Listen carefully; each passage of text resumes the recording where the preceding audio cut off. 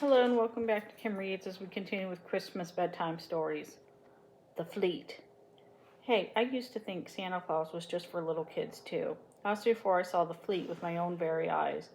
It all started when my dad announced we'd be spending Christmas with Uncle George, Aunt Rosa, and the monkeys. Cousins.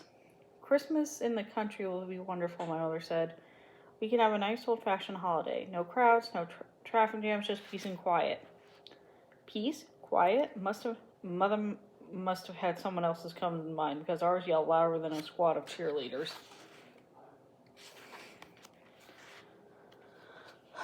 When they're not rowdy, they're noisy. It's hard to believe three kids can make so much noise doing normal everyday things. Blam! Oh, but that was only sweet little Jason putting his storybook away. Crash! Isn't that nice how Christine can stack dirty dishes? Kaboom! That's Danny hanging his coat in the closet. With Christmas just days away, the noise level at Uncle George's house rose a few hundred decibels when we arrived from the city. The kids were excited about everything.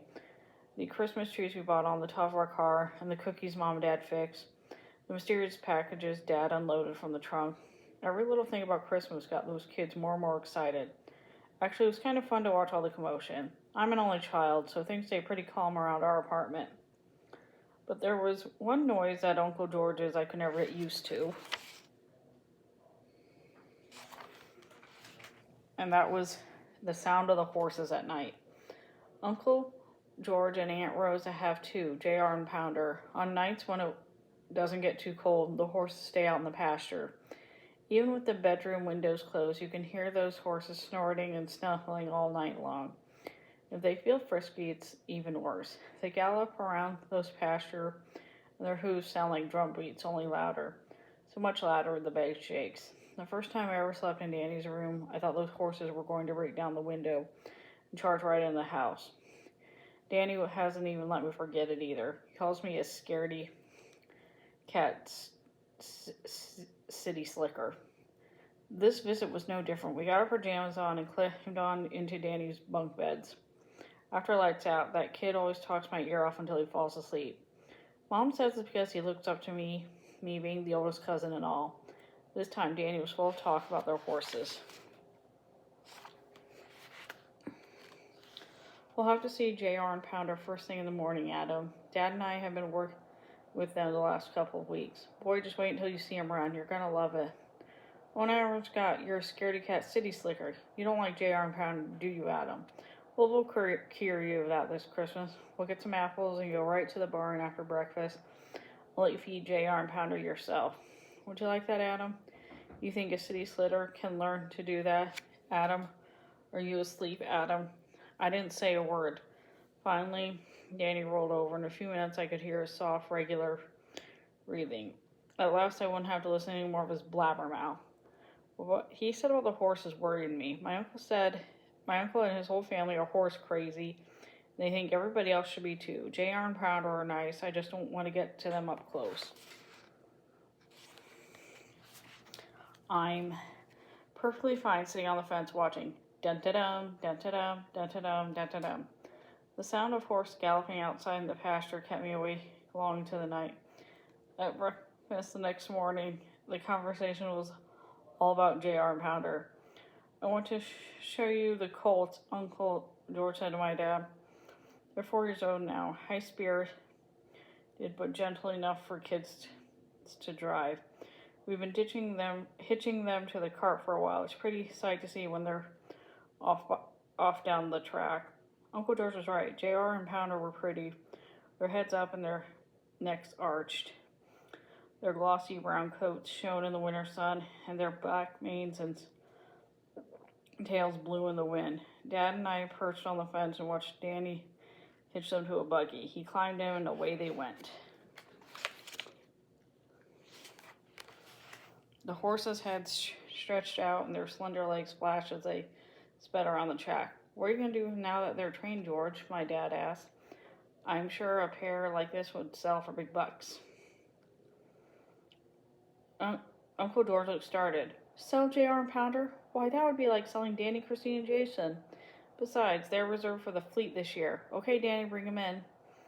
and Uncle George jogged off to help with the harnesses. I looked over at Dad. The fleet? I thought a fleet was a bunch of ships.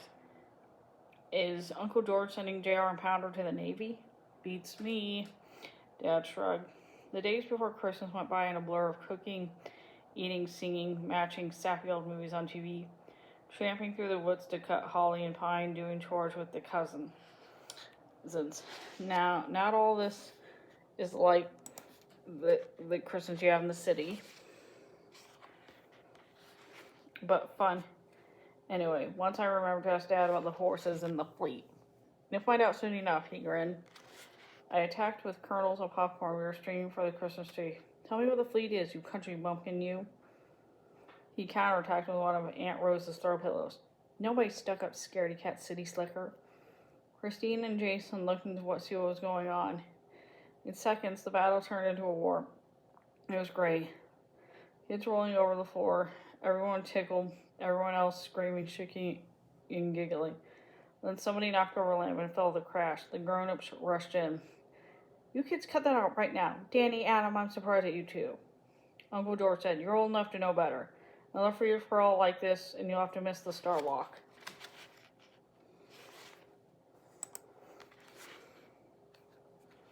Dad, you wouldn't, Danny howled, especially not this year. We've got to see the fleet. I still don't know what the fleet was, but I knew all about the Star Walk. It's a Munson family Christmas tradition. Dad and Uncle George did it when they were growing up, and we do it now with our family. Every Christmas Eve, we take a walk outside and look at the stars. Of course, in the city, we have to pick a safe place to walk, and sometimes we don't actually see that many stars. Of course, in the city, it's nice to see by ourselves, to walk and talk. I was looking forward to a star walk in this country because I figured it would be a lot different. The threat of the missing Star Walk kept all of us kids good all the way through Christmas Eve. At last supper was over. Uncle George got up from the table and grabbed the coat. He motioned for Dad, Danny, and me to come with him.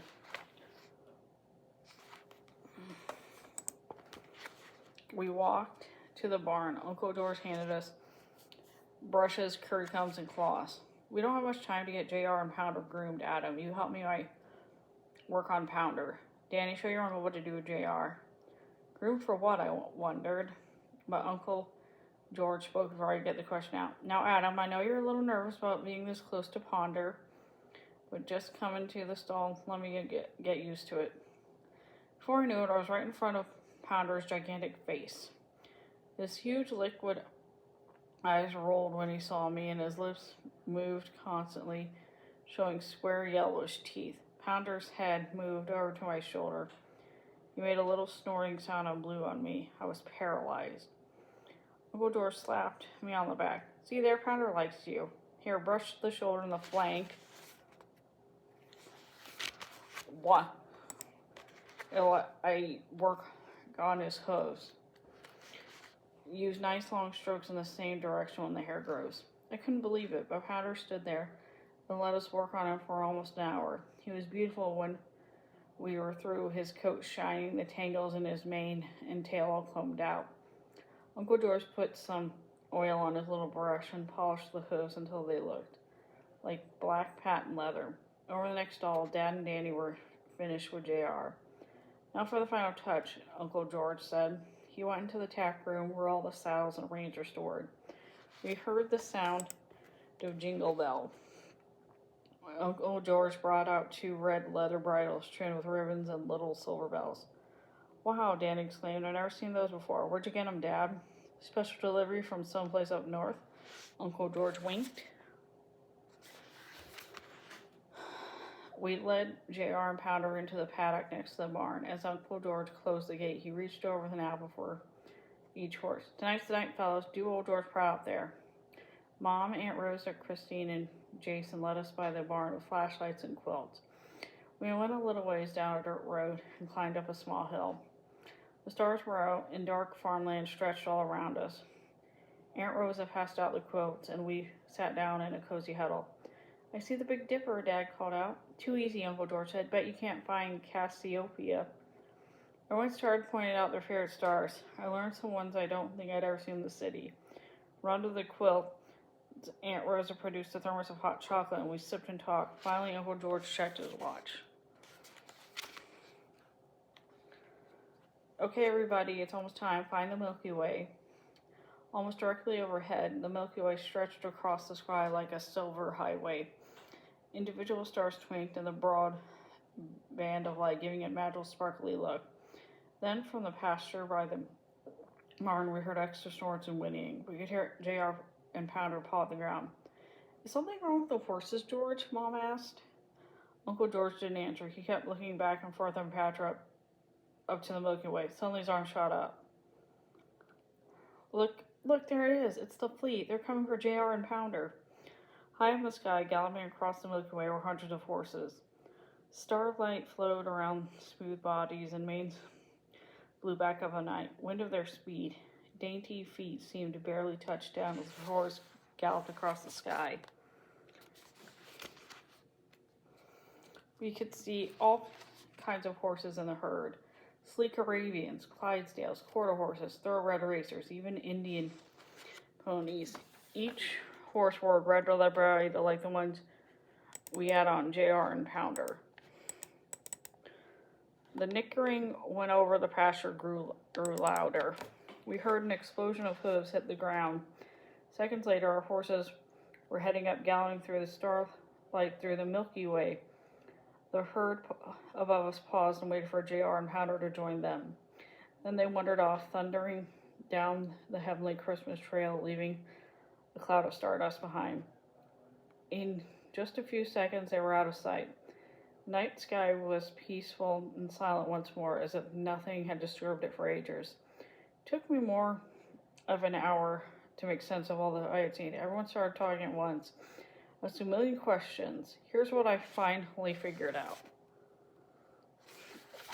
1. Most of us have it wrong. Santa uses horses, not reindeer, for his sleigh.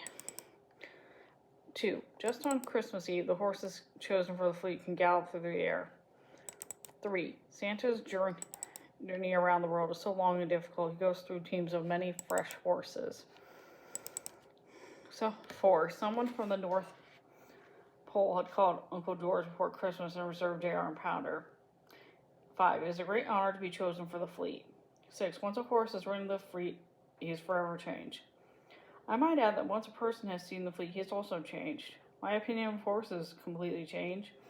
They're my favorite animal now. I'm on friendly terms with all police horses of the patrol the city have. I also take Santa very seriously. Believe me, I believe. After all, I saw the great round up in the sky with my own very eyes. I don't care how old I get to be, every Christmas Eve from now on, you'll find me outside looking up at the stars. Wild horses couldn't keep me away. And that's the end of that story. See you later.